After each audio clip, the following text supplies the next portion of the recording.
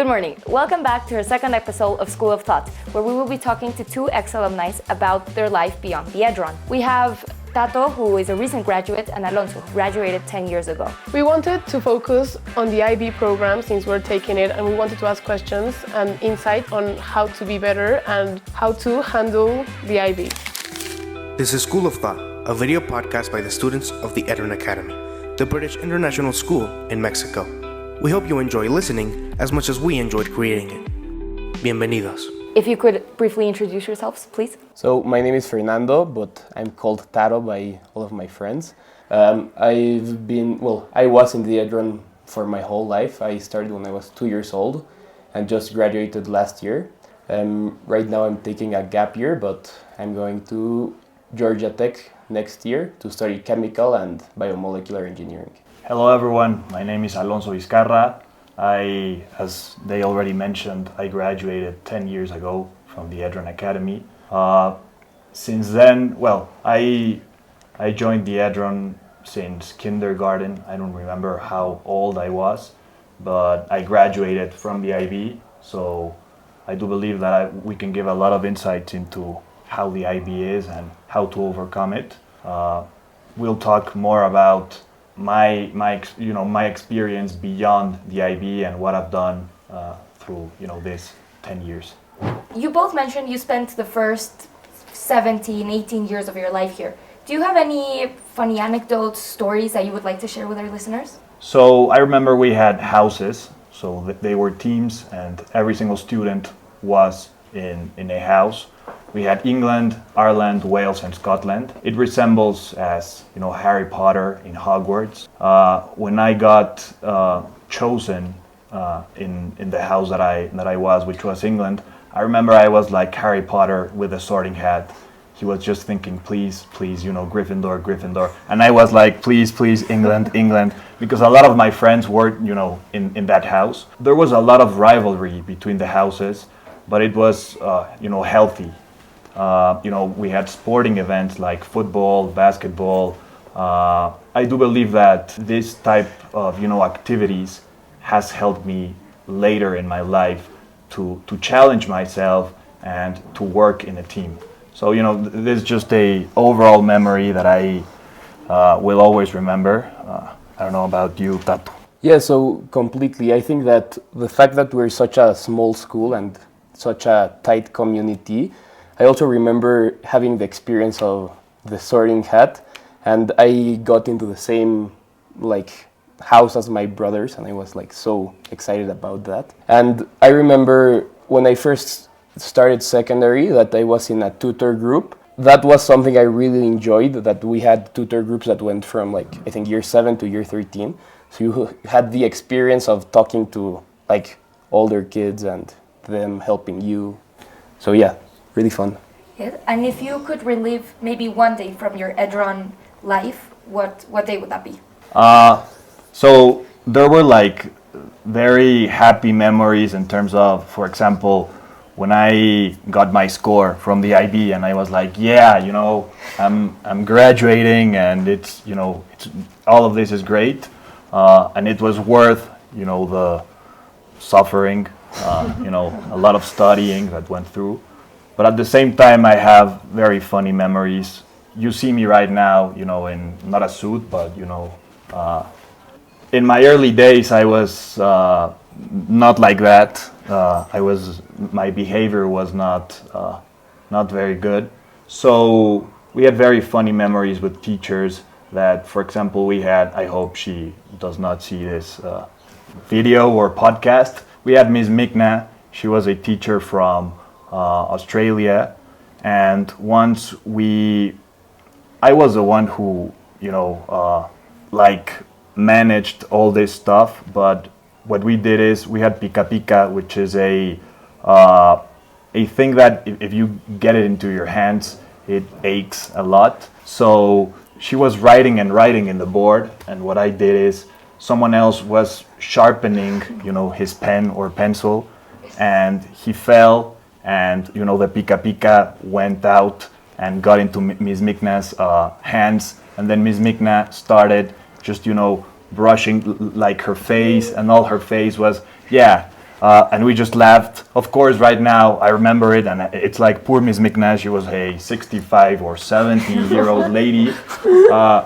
But at the time, it was like, yeah, Alonso, we're not riding anymore. So, there's different types of memories.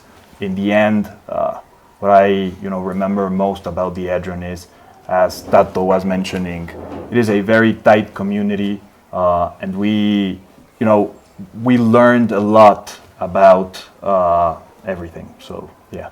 Yeah, I think the type of learning you get at Edron is very different from any other school. It's not ordinary in the sense that you learn by having a conversation with teachers, and I think that's like a really great part of Edron. Yeah. So now I want to ask the question we're all wondering, which is, how did you survive the IB? What did you do? What methods did you use so you could, accomplish this challenge and be better at the end of it, the challenge, So I can start if you want. I have the IB like very fresh in my memory as it was like a year ago. And I think one of the most important parts is organization. I am very bad at organization, so I struggled a lot. But definitely use all of the resources you have available. The teachers are there for you. And also your friends, right? So if you're having a hard time learning something, you can go with someone that knows that subject, and I think they will be happy to help you. Even like with older students, I this last year I have been giving tutorings, and I still get like messages from people inside the school, and I'm always happy to help them. Yeah. In my case, a lot of people have, you actually asked me before we were filming this, is the IB worth it? And what I can tell you is, even though even if you don't go abroad and study in the US or in the UK or anywhere in the world, I do believe that the structure and how the IB is, how it is structured, it enables you to be much better at any university or any job that you take later in your life. I can see myself right now, and I do believe that the IB has helped me a lot, because as Tato was mentioning, the Edron has a very different way of teaching that traditional schools do not have, and this is about thinking outside of the box. So yeah. That's really reassuring. Thank you. Do you have any other recommendations for us to apply during this time of the year? What I can tell you is it's not going to be easy.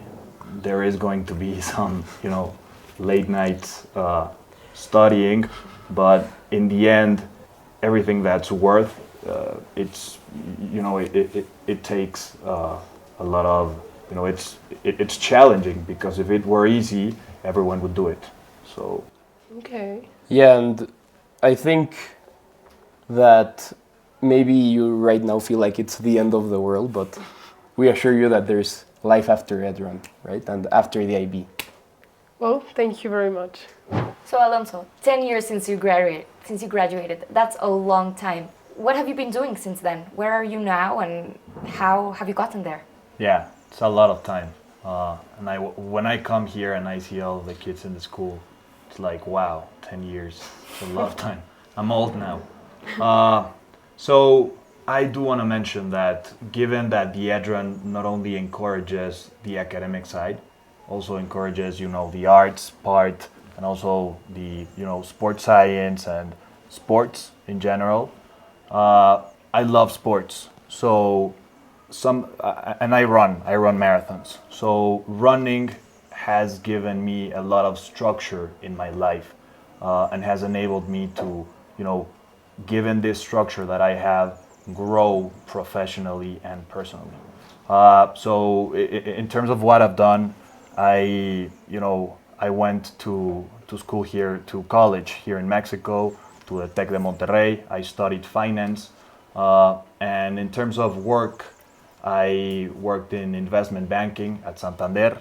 Then I worked for a consulting firm based in Chicago for 4 years. And now I've been, for the past 7 months, I'm CEO of a corporate venture from one of the largest construction firms here in Mexico called Grupo La Moza. The company that I run is called Guardameta, and it's a huge challenge, but I'm very happy because I'm building something from zero, which is backed up by one of the largest, corporations here in the country.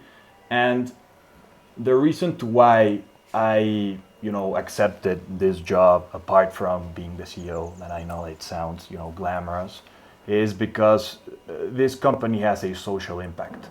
And the social impact is, what we do is we sell construction materials, but we also install, the floor and everything for your house. And we're targeting a socioeconomic level that do not, they don't have the purchasing power to buy this. So we have a savings model. We don't have, we don't charge interests, fees, commissions, anything. And based on your purchasing power, you can, be giving us money, it can be weekly or, monthly. And when you finish your savings, we will go and we will install your floor. So it's, I do enjoy right now here at Guardameta seeing families that did not have the opportunity to have floor in their houses because they did not have access to financial services or anything related to that, and now they do. So that is very, I feel very good about that.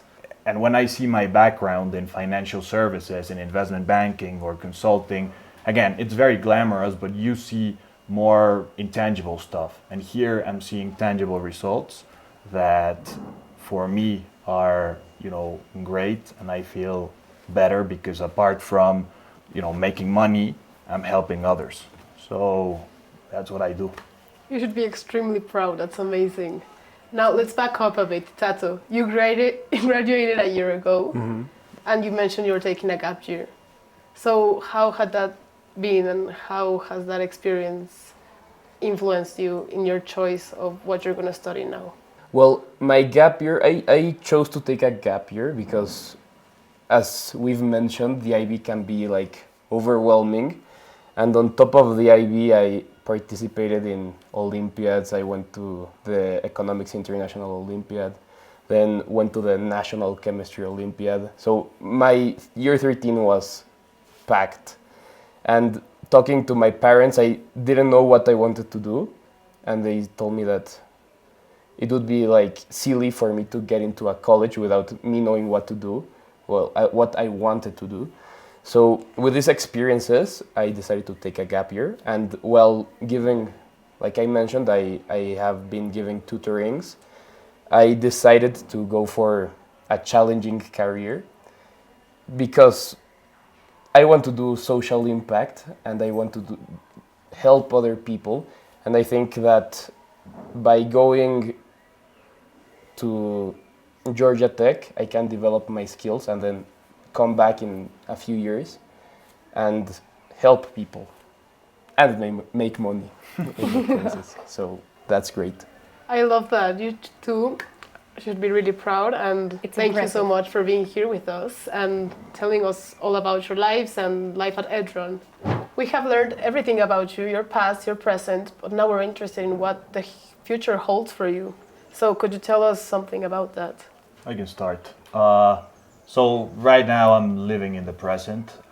As I've already mentioned, I've been 7 months, CEO at this company, and my goal, the objective of the large corporation is to scale up this corporate venture and have a real social impact with the families in Mexico. So that's my short and medium term goal. Yeah. And well, my future is kind of uncertain because there's been some updates in student visas. So if I can't get a hold of a visa, I'm gonna start in, well, my university has a campus in Europe, so I think I'm gonna go for a semester or maybe 2 and then come back. But yeah, after graduating, I think I'm gonna look forward and maybe do a master's or a PhD, I'm not sure. That's impressive. And everything you're doing or going to embark upon in the future sounds really, as you said, glamorous, exciting. But what do you think, going back to your time here at Edron, what role do you think Edron played in forming who you are today and the goals you're hoping to achieve or achieving already? Well, as we said, Edron is like a very demanding school. So I think definitely we strive to be the best at what we do, get the best of the experiences we have. Yeah, and as we've already mentioned, the Edron Academy is a relatively small school, and at least in my days, it was a very tight community. So what I value the most in life is that, my community, in this case, my family, that community, and at the end of the day, giving back to others, because, that's what life is about. Thank you so much for joining us. I feel so much at ease, and I think I see a bright future for myself, as you both have one. So yes, thank you so much. Thank you. It's been really enjoyable talking to you. And make sure to catch us in our next episode of School of Thought, where we will be talking about science as a force for change. Thank you.